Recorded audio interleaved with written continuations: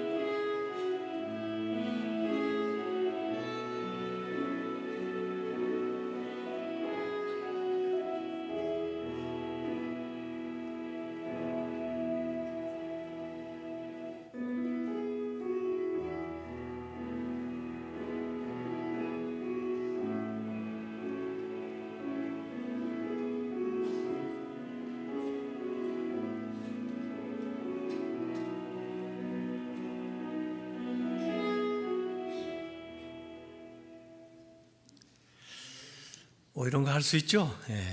우리 교인들은 다 이렇게 할 거라 믿어요.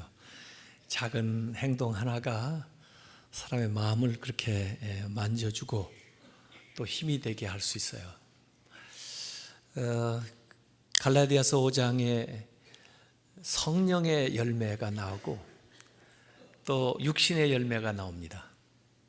근데 그게 대단하게 거창한 일로부터 시작되는 게 아니라 작은 것으로부터 시작되어서 그렇게 아름다운 열매들을 또 그렇게 좋지 않은 열매를 맺을 수도 있는 거죠.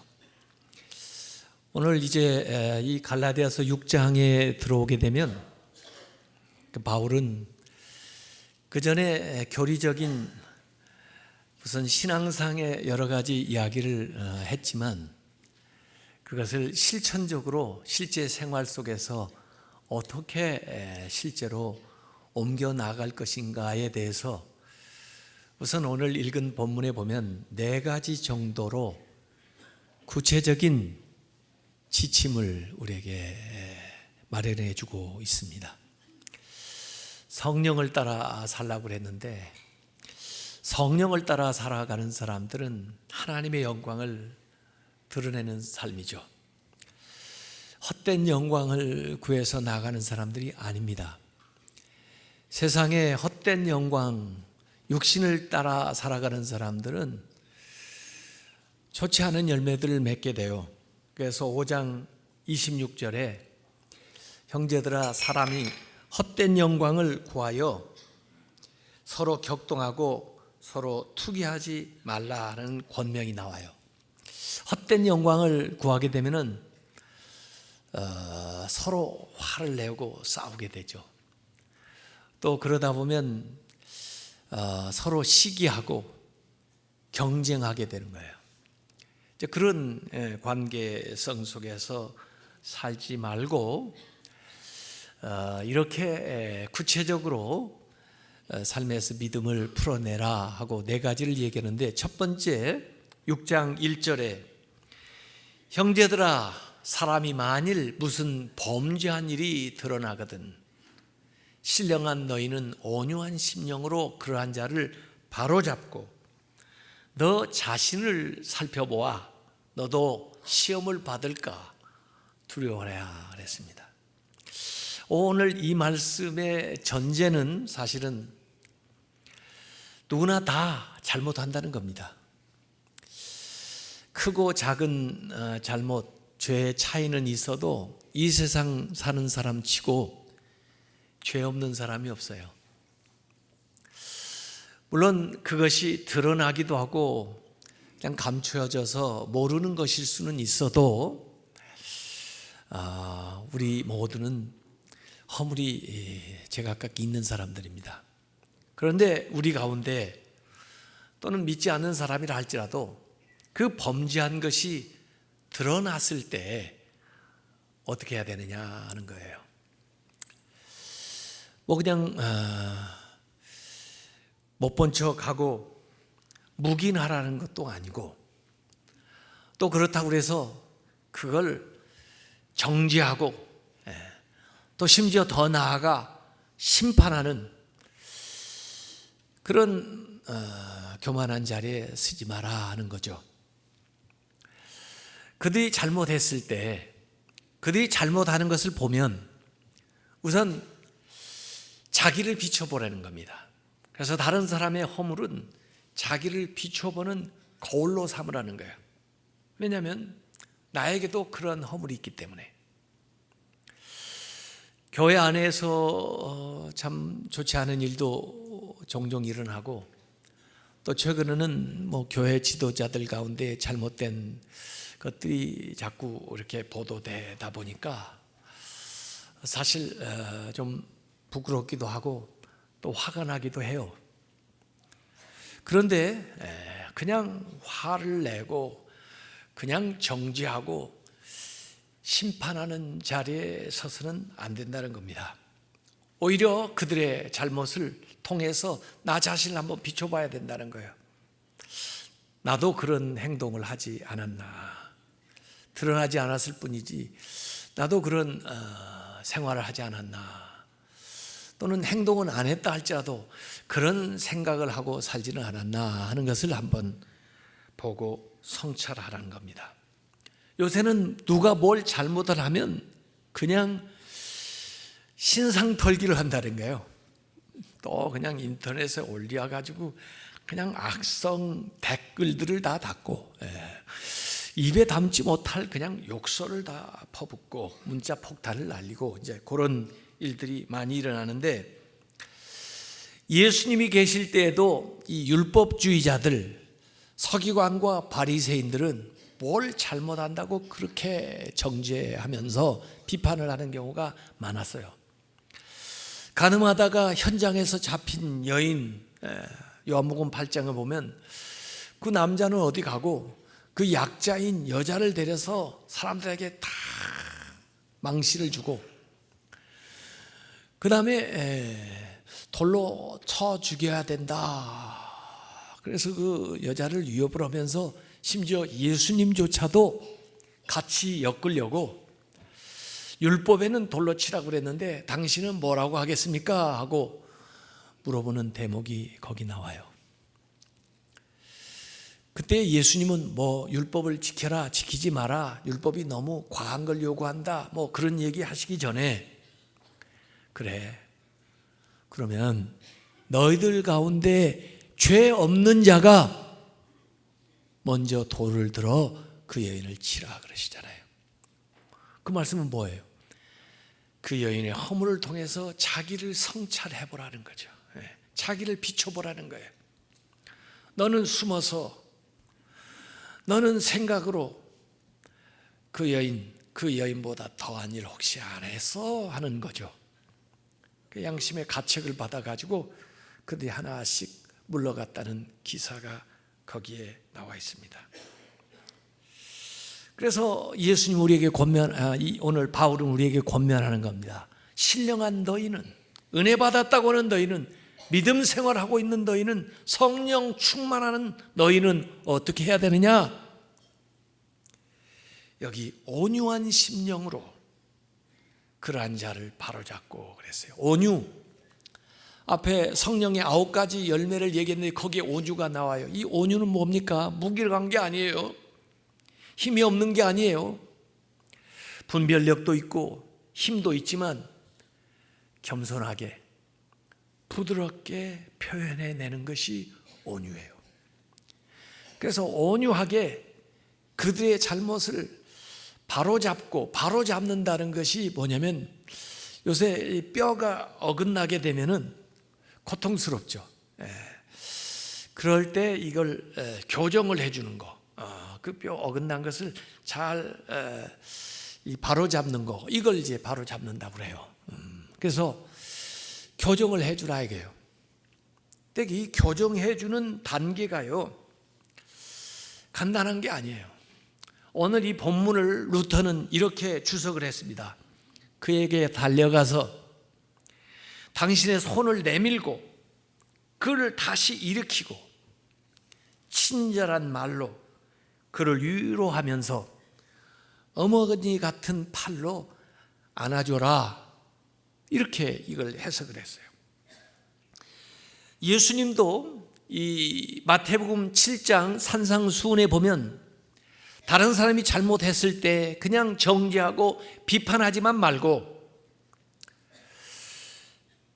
그들을 볼 때 우선 마음가짐을, 그들에게는 그 눈에 티가 있는지 모르지만 나에게는 눈에 들보가 있다, 이런 겸손한 마음을 가지고 접근을 하는 거죠.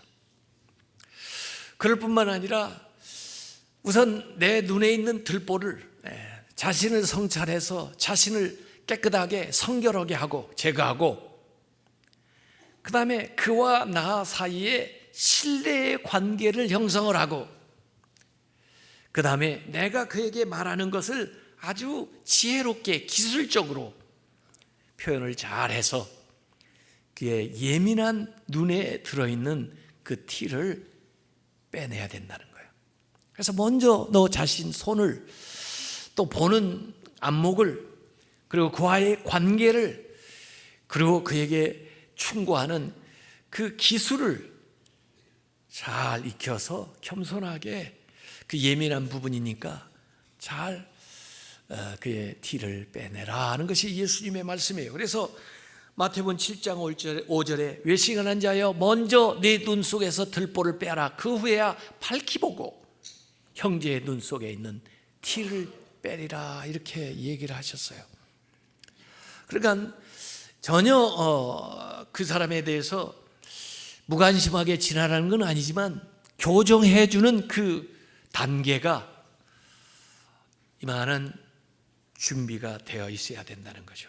그냥 교만한 마음으로, 정죄하는 마음으로 얘기해서는 효과도 없을 뿐만 아니라 오히려 그 생각한 것보다 다른 방향으로 일이 번져 나갈 수가 있다는 거예요.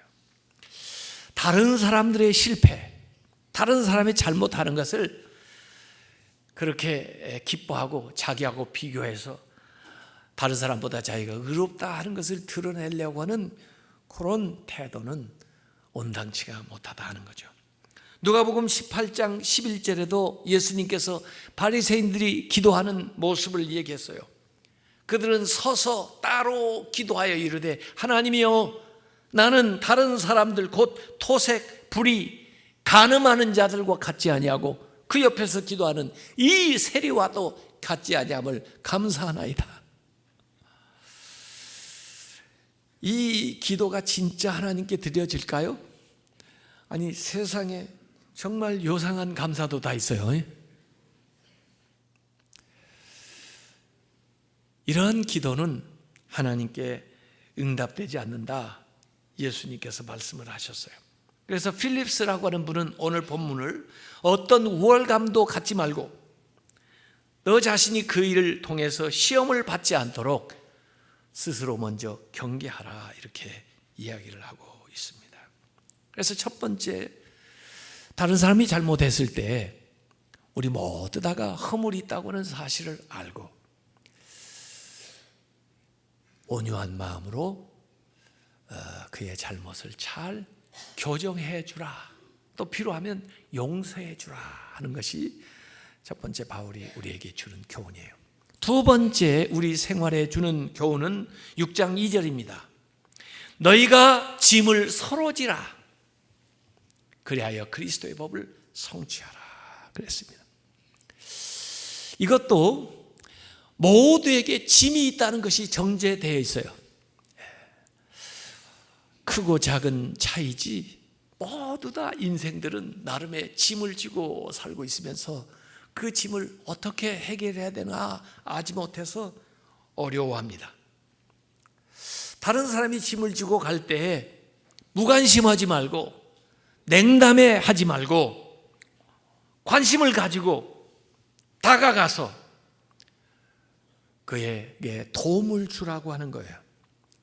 그리고 섬길 수 있으면 섬기라라고 하는 거예요.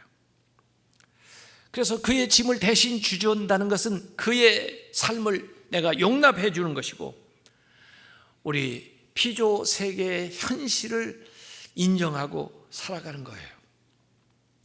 지금 이 율법주의자들, 이전에 그 바리새인 서기관들은 모세의 자리에 앉아가지고, 모세의 자리는 심판, 율법을 딱 전유물로 가지고 있어서 사람들을 전부 심판할 뿐만 아니라 사람들에게 또 짐을 지우는 거예요. 자기는 지지도 않으면서 더 무거운 짐을 만들어가지고 짊어지도록 만드는 겁니다. 마태복음 23장 4절에 예수님이 그들을, 바리새인 서기관들을 나무라면서 무거운 짐을 묶어 사람의 어깨에 지우되 자기는 이것을 손 한 가락으로도 움직이려 하지 아니하며, 이렇게 예수님이 비판을 했어요. 율법주의자들은 더 나아가 이 초대교회 때도 보면은 여기 갈라디아 교회까지도 와가지고 믿는 사람들에게 자꾸 짐을 지우는 거예요. 그래서 사도행전 15장 10절에도 지금 너희가 어찌하여 하나님을 시험하면서 우리 조상과 우리도 능히 매지 못하던 멍에를 지금 믿는 사람들에게, 제자들의 목에 두려느냐라고 책망하는 이야기가 거기 나와 있습니다. 우리 모두 다가 짐을 지고 살아가는데 사실 그 짐을 주님 앞에 나와서 주님께 맡겨야 돼요. 시편 55편 22절에 보면 너의 짐을 여호와께 맡기라. 그가 너를 붙드시고 의인의 요동함을 영원히 허락하지 아니하시리로다. 그래서 주님께 짐을 맡기시기 바랍니다.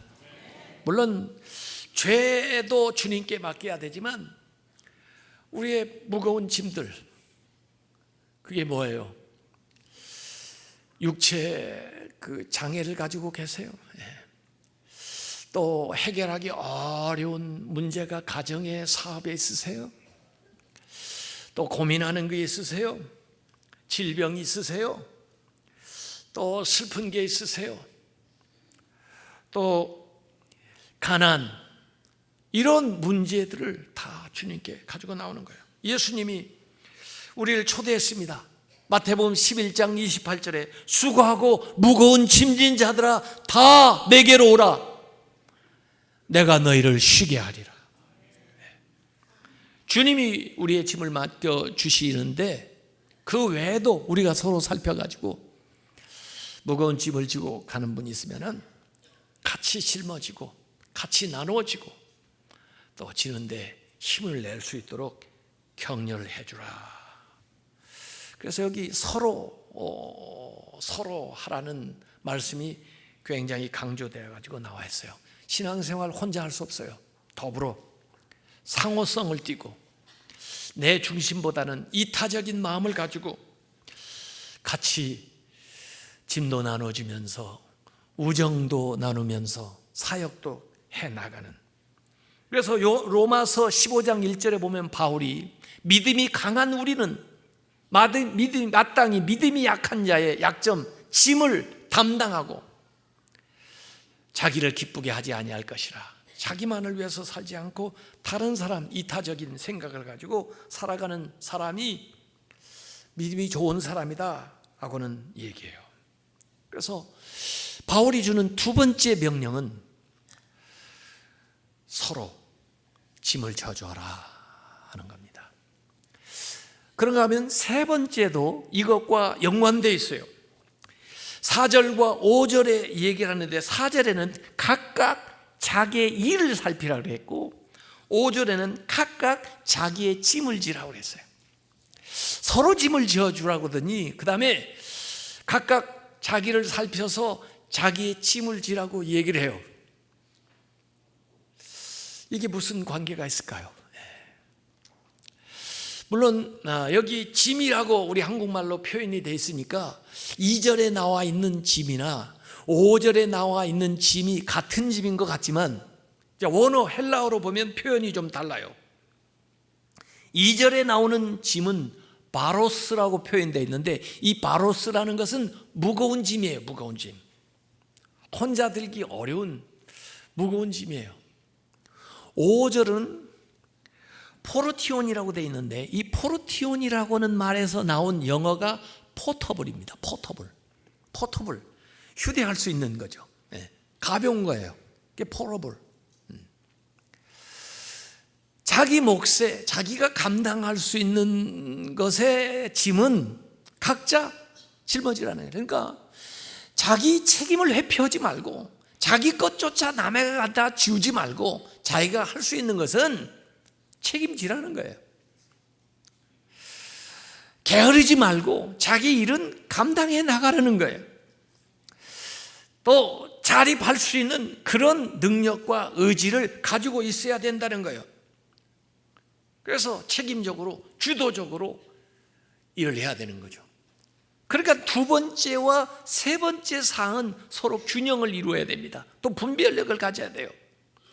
서로 짐을 져주는 것과 각자 자기의 짐을 지는 것이 균형을 맞춰야 돼요. 그래서 어떤 것은 서로 더불어 짐을 져줘야 되는 게 있고, 또 자기 몫의 짐은 스스로 감당해야 될 것이 있어요.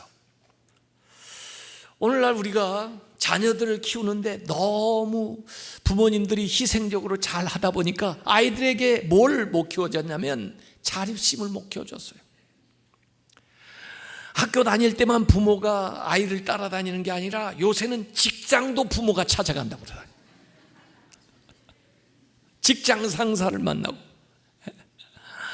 아니 거기에서 이제 결혼하고 나서도 두 사람이 인생을 살지를 못하고 부모가 계속 떠나보내지 못하고 개입을 해가지고 간섭을 하는 마당에 두 사람의 관계에, 부부간의 관계에 오림이 생기는 거예요. 이 젊은 사람들이 어떻게 직장 생활을 해야 되는지, 어떻게 가정 생활을 해야 되는지, 어떻게 자녀를 키워야 되는지를 배우지를 못한 거예요. 그래서 스스로 쓰지를 못해요. 자기 짐도 자기 스스로 못 져요. 그래서 이 균형이 중요하다는 거예요. 서로 지어줘야 되는 짐이 뭐냐, 다른 사람이 감당할 수 없는 짐이 뭐냐, 이를테면 장애를 가지고 살아가는 사람이 있다고 봅시다. 혼자 살아가기는 힘들어요. 제가 엊그제 신문에 난 사진 보고 굉장히 놀래고 좀 슬펐던 사진이 있어요. 한번 보여줄래요? 잠깐만 보여주세요. 너무 오래 보지 마시고요. 왜냐하면 오래 보면 슬퍼지더라고요. 왜 이분들이, 이 어머니들이 저기서 무릎 꿇고 있죠? 사연을 아세요? 여기 강서구에 어제 공진초등학교가 아마 폐교되면서 그 터 위에 특수학교, 장애인들을 위한 학교를 세우려고 했나 봐요. 근데 공청회 때 주민들이 반대하는 거예요. 왜? 집값 떨어진다고. 모르겠어요. 그 이유만 있는 건지 모르겠는데, 이게 님비 현상이라고, 지역이기주의예요. 혐오시설이 들었으면은 뭐 그 지역이 후진대가 된다고 그래가지고 사람들이 모여서, 그러니까 그 어머니들이 제발 좀 특수학교 세울 수 있도록 양해 좀 해주세요. 그러면서 무릎 꿇고 얘기하는 거예요. 이게 우리나라 현주소예요. 우리나라, 그래서 제가 이렇게 보니까 특수교육을 받아야 될 장애를 가지고 있는 대상자들이 9만 명 돼, 우리나라 9만 명. 그런데 그 장애인 학생들을 수용할 수 있는 특수학교는 얼마 되지 않아가지고 그 수용해야 될 학생이 29%밖에 수용을 못해요. 그러니까 71%의 장애 학생들은 일반 학교에 보내지는데, 일반 학교에 가가지고 이 아이들이 다른 아이들한테 따돌림 받고 놀림 받고, 또 일반 학생들에게 어려움을 당한 통계 조사한 거 나오는 거 보니까 60%의 장애 아이들이 인권 침해를 받은 사례들이 나와 있어요. 30%의 아이들이 특수학교를 다닌다는데, 자기가 살고 있는 지역 가까운 데에 없기 때문에 멀리 가야 되는데 대체로 한두 시간을 가야 띄엄띄엄 그런 학교가 있기 때문에 학교에 갈 수가 있어요. 그래서 앞으로 70% 아이들이 그런 데 가지를 못하기 때문에 더 많이 세워야 됩니다. 그 필요성은 알고 있는데 우리 동네에 세우면 안 된다는 거예요. 생각을 해보자고요. 세상에 장애를 안 가진 사람이 어디 있습니까? 한 가지라도 장애가 없는 사람 없어요. 여러분이 미국 사람 딱 만나면요, 이 말하는 데 장애가 금방 생겨버리는 거예요. 어렸을 때는요, 애들 태어나면요, 부모가 돌보지 않으면 살아갈 수가 없어요. 나이 들어도요, 다른 사람이 돌봐주지 않으면 살 수 없는 시기가 옵니다. 우리 인생의 어느 시기에. 그리고 태어날 때부터 장애를 가진 사람도 참 안타깝지만요, 중도의 장애에 당하는 사람 많습니다. 사고로. 우리는 어찌 보면 잠재적인 장애를 가지고 있는 사람이에요. 그게 다른 사람의 문제가 아닙니다. 내 문제입니다. 우리가 장애인이나 어려운 사람을 사회에서 보면은 나하고 상관이 없다고 보면 안 됩니다.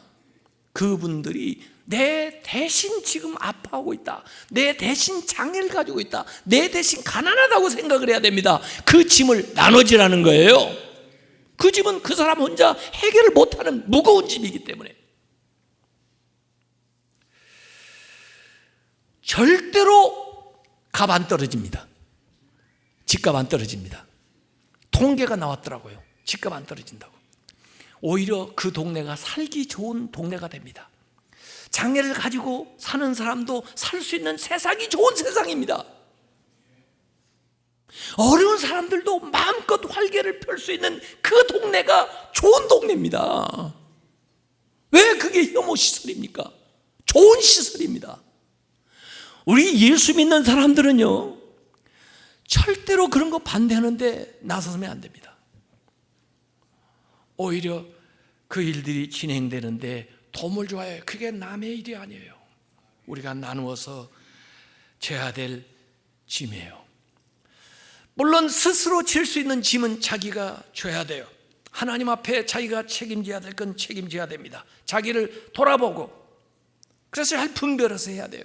여기 자랑할 것이 자기만 있고 남에게는 있지 않다, 이 말이 좀 어려운 구절인데요, 남하고 비교하지 말고 남에게 핑계대지 말고 하나님 앞에서 자기 거 잘 감당하면 하나님께 그 사람에게 줘야 될 상급과 칭찬을 준다, 그 말이에요. 아유, 저 사람도 안 하는데, 형편 좋은 사람도 안 하는데 왜 나보고 자꾸 하라고 그래? 그렇게 다른 사람하고만 비교하지 말고 자기가 할 노릇을 하라 하는 겁니다. 그래서 이 두 번째와 세 번째 권면은 짐을 서로 져라, 그리고 각자 자기의 짐을 지라 하는 것은 모순되는 것이 아니에요. 큰 것, 환경적인 것, 감당할 수 없는 짐들은 서로 더불어서 져주고, 또 자기 몫에 자기가 해야 될 책임은 자기가 잘 감당하면서 그 균형을 맞춰가며 신앙생활을 하라 하는 것이 바울의 원뜻이죠. 네 번째, 갈라디아서 6장 6절 말씀입니다.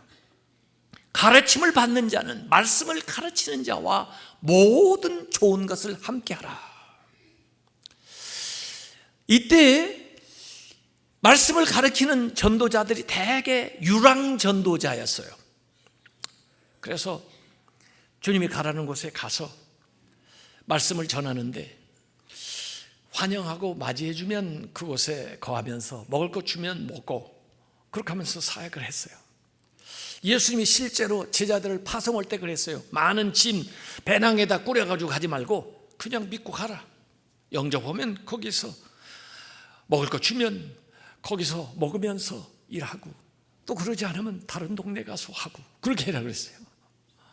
이 바울도 사역을 떠나는데 자기 필요한 걸 다 준비하고 가는 게 아니에요. 물론 자기가 할 수 있는 기술은 있었지만 가서 브리스길라와 아굴라 그 집에서 그 숙소 머무르면서 거기서 공개하는 음식을 먹으면서 또 이렇게 사역을 했거든요.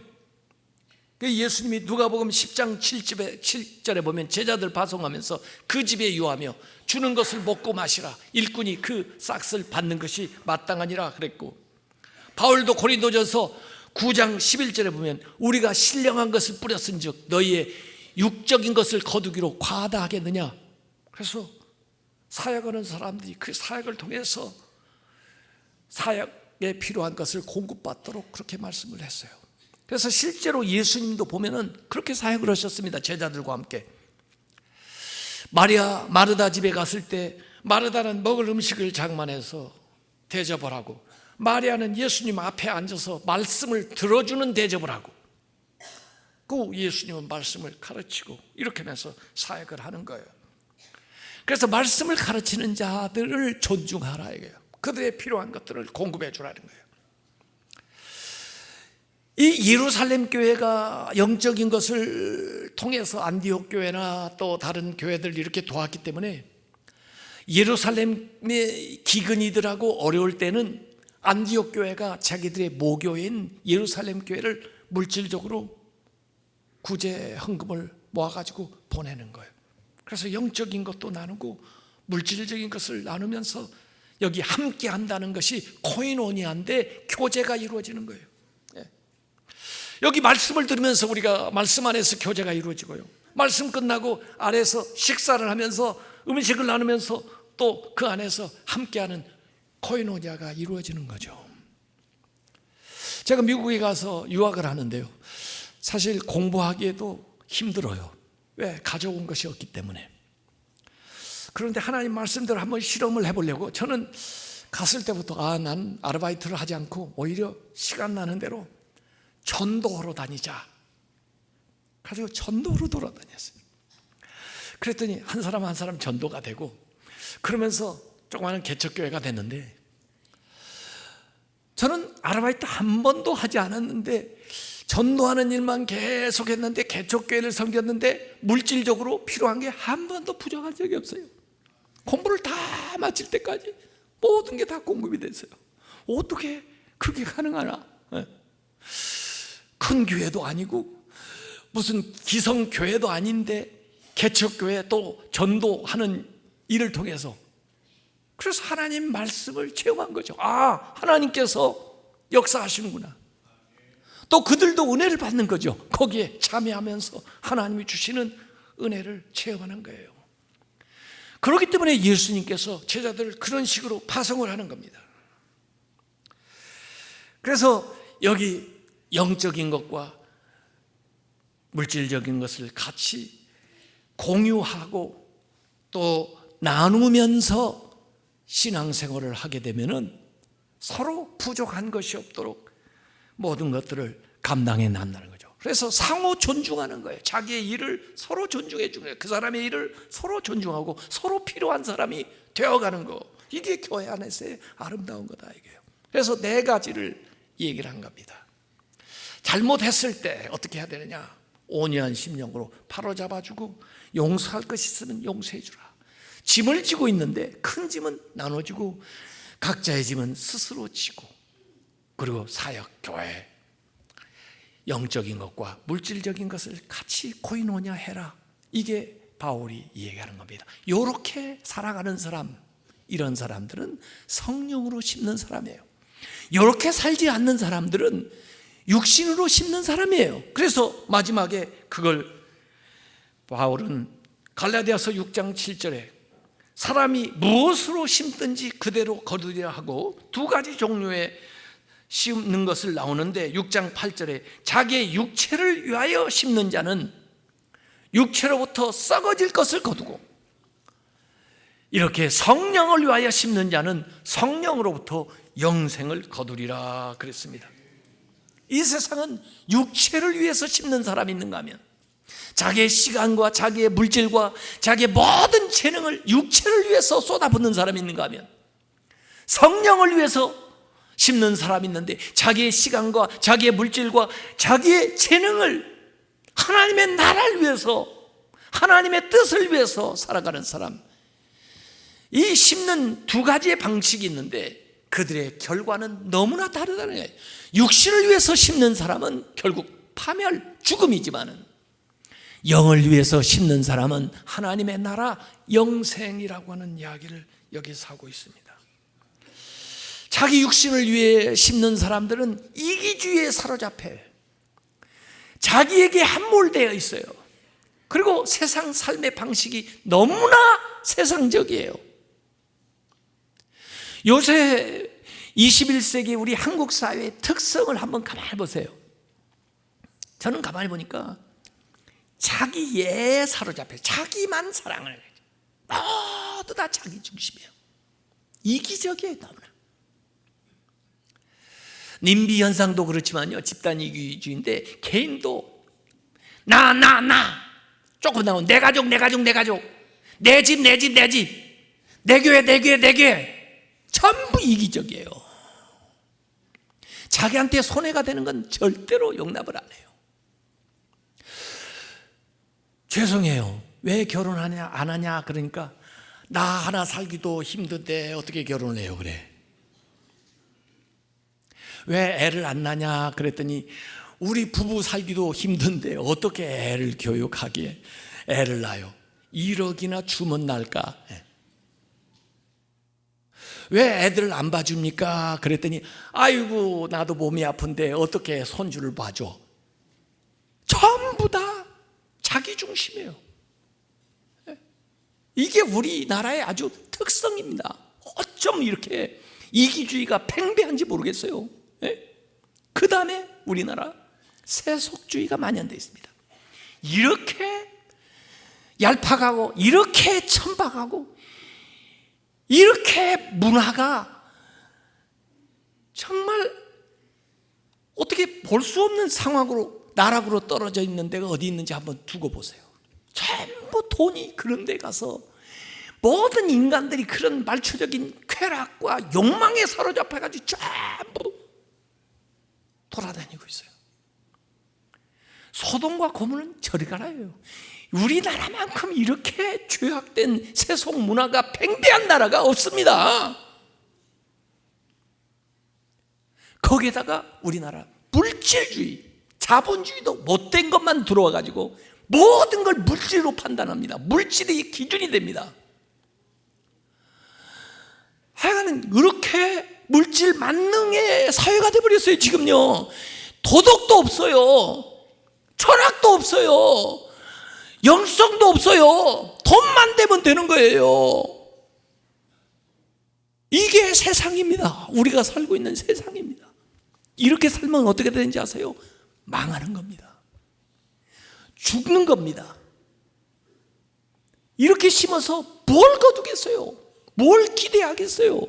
뭐이 나오겠어요?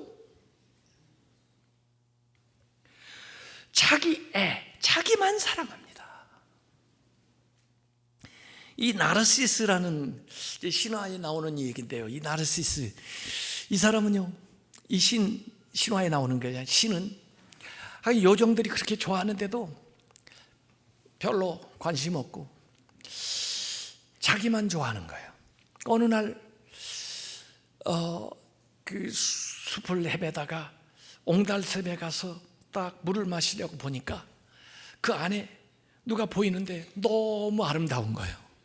누구예요? 자기예요. 턱 만지려고 터치를 하니까 잠깐 흐려졌다가 그 다음에 조금 있으니까 또 나오는데 너무 사랑스러운 거예요.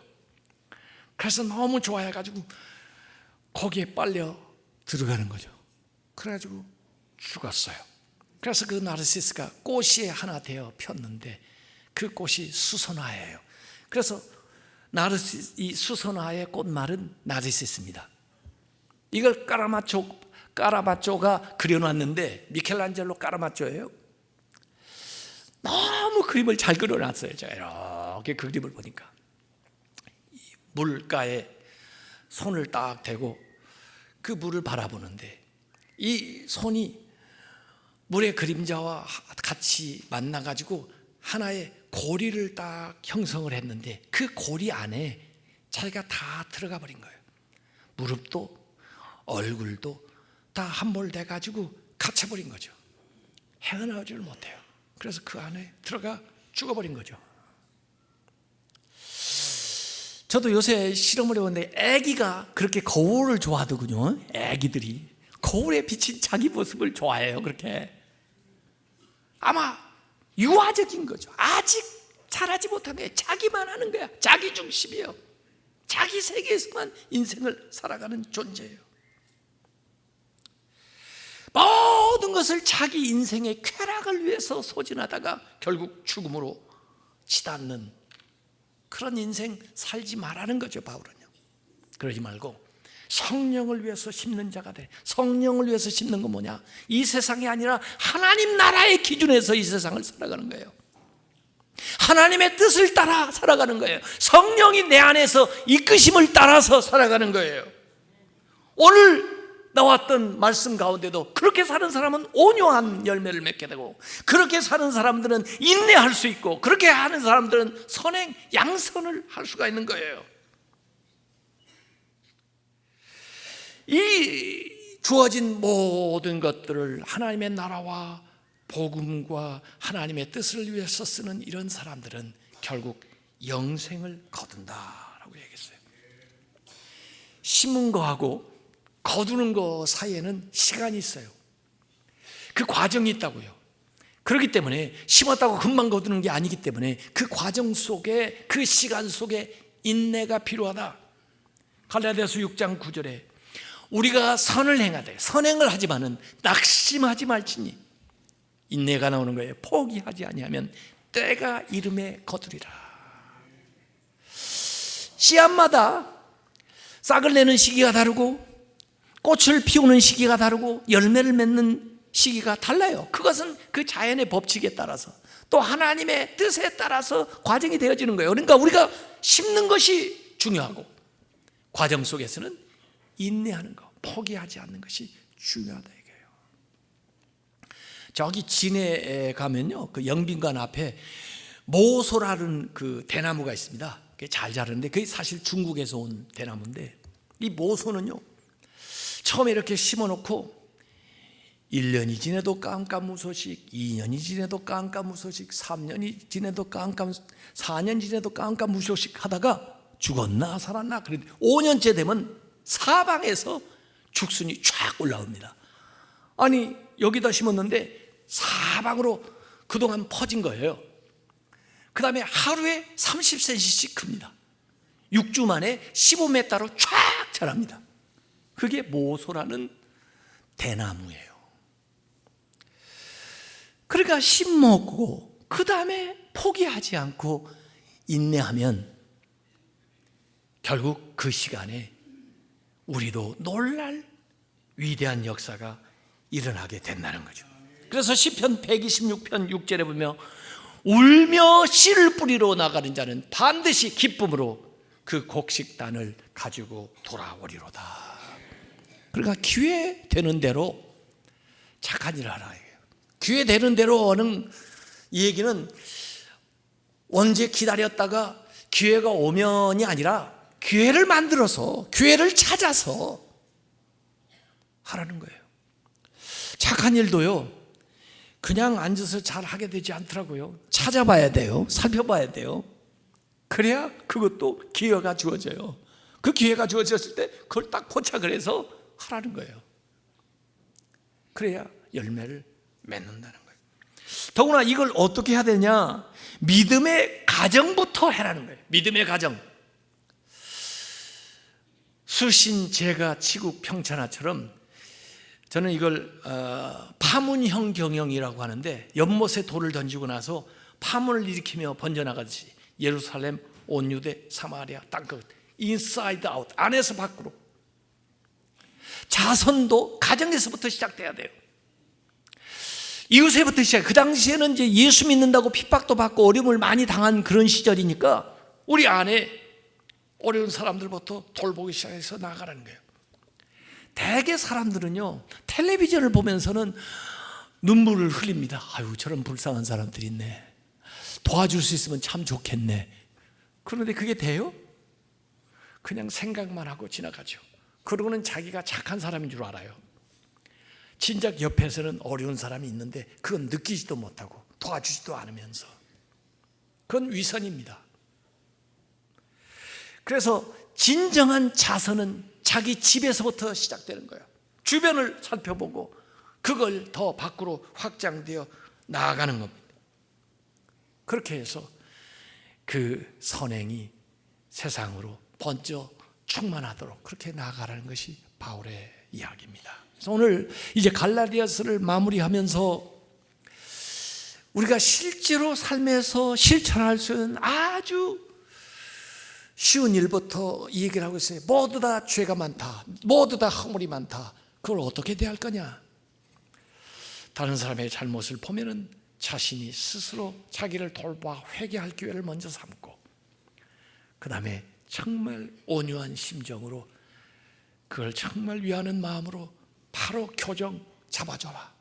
너한테 잘못한 게 있으면 용서해 주라 하는 거고, 세상의 모든 사람들은 크고 작은 짐을 다 짊어지고 산다는 거예요. 짐을 봐가지고 혼자 지게 버거운 짐을 지고 가는 사람을 보고들랑 서로 짐을 집어 나눠주고, 그러나 자기의 짐은 자기가 책임지고 감당해라 이거예요.